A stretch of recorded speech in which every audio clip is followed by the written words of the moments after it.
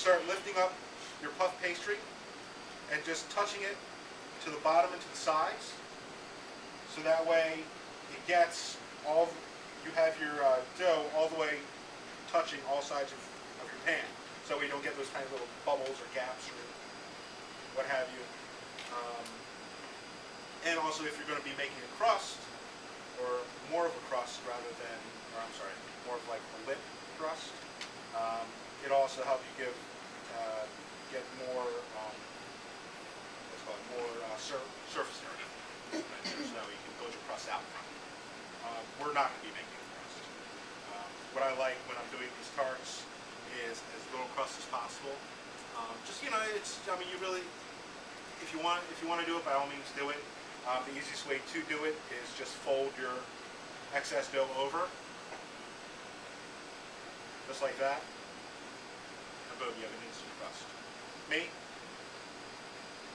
I don't do it unless someone asks me to.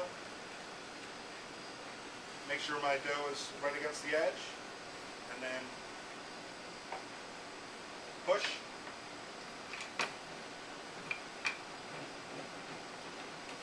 Use my rolling pin. Cuts the crust right off. Are you working with dough that has been rested? Because mine is never that supple. What's that? The puff pastry? Yeah. Puff pastry, buy it frozen, let it come up to room temperature. I haven't worked with this at all other than just rolling it out. It's always better whenever you're working with dough to work with it at room temperature, so that way it's easier. The problem is if it gets too hot, it's going to separate. So when it breaks, all your fat is just going to come right out of it and leave a big pool at the bottom of your pan, and your dough is just going to float. But if you work when it's too cold, When you work, right, you're not going to be able to work with it well, and you have more of a chance of overworking it. So it's, you know, room temperature is the way to go. So there's our pie, or I'm sorry, there's our tart shell. What a lot of people do is they'll like par bake it ahead of time.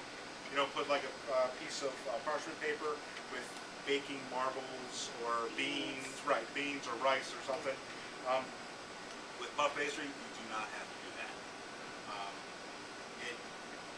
Because of the thickness of the dough, or no, because I rolled it out as thin as I did, it will bake evenly with what you have, what we're putting inside, and you'll be fine with it. It'll be nice and crusty on the outside, and cooked all the way through. Won't be soggy. Okay, so we're going to start making our filling. So for our filling, what we're going to use, about 1.5 pounds of cream cheese. 1.5 pounds of cream cheese. Yeah, low-fat cream cheese, especially if you're standing up when you make it, just like I am. You can do this by hand. You can do it in a mixer. It's your choice. I'm just going to do it by hand because I only have one mixer and I'm going to use it for our mousse later. Break it up, and then we're going to crack our eggs into it. We use for 1.5 pounds, we use 4 eggs. Whole. You can go a little bit less if you want it a little bit creamier. You can go a little bit more if you want it more like a quiche. Your choice. I like to go 4 just because it kind of gives that, you know, evenness. You get the creaminess and it's a little firmer. And good stuff. We're impressed with your skills. Thank you. I try, you know. I just kind of, I can't really turn it off. And I'm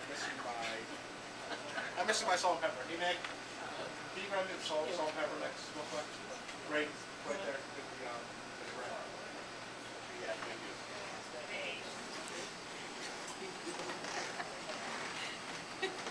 Okay, so we're going to do about 2 tablespoons of kosher salt mixed with cracked black pepper and white pepper. Just give it our seasoning. And we are going to mix with our hand. And what's going to happen is you want a kind of thick, custardy looking thing. You know, you can use a whisk, you can use a spatula, it's your choice. I like to do it this way.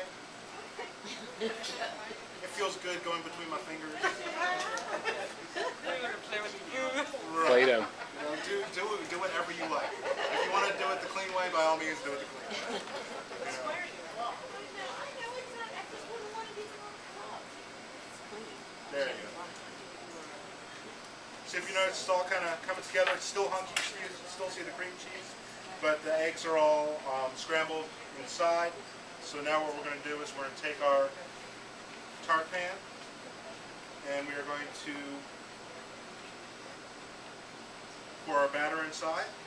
Now what you don't want to do is totally cream the cream cheese and the eggs together, because what will happen is it just gets too loose and you won't be able to put your garnish on there. And what I mean by that are your tomatoes.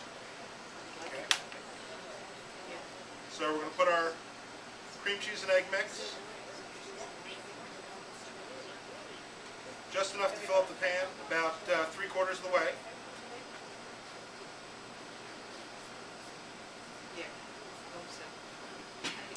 And then we're going to sprinkle our crumbled blue cheese. You can use what's it called Maytag blue. You can use gorgonzola. You can honestly you can use whatever cheese you want. If it's pungent, if it's not, your choice. I like blue cheese because blue cheese mixed with the figs and the tomatoes, I mean, it's just a really nice kind of, just gives that a great balance. So this is about a full cup of blue cheese. We put a half a cup after we put in our batter. Then we're going to take our figs. Let's pretend this is a whole half pound of figs here. We're going to chop them up. Rough chop doesn't have to be perfect. Just enough to get them all over the place. And if you're using fresh figs, honestly what I would do, just use them on the top when you're arranging your tomatoes. Just for aesthetic purposes. Okay. So there are figs, and now for our tomatoes. So what I like to do, alternate colors. Red, yellow, red, yellow, red, yellow, and once that is totally done, what I did with the tomatoes, I cut them into eighths, and went from there. If you want to go smaller, you can go smaller. If you want to go bigger, you can go bigger. Also, it depends on the size of your tomatoes. Once I have all these arranged, what I do, sprinkle the rest of my blue cheese on top, and put a little bit of fig preserves on top of them, and bake them in the oven, 350 degrees, for about 25 to 30 minutes. That's in a convection oven. In a regular convection oven, go a little bit longer, about another 10 minutes, just to be safe. But if it's looking good after about half an hour, you should be all right.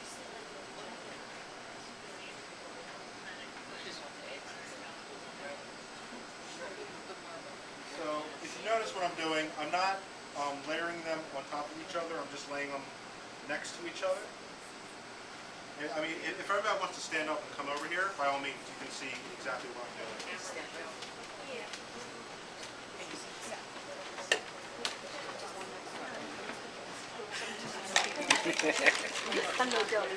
Wedges. Yeah.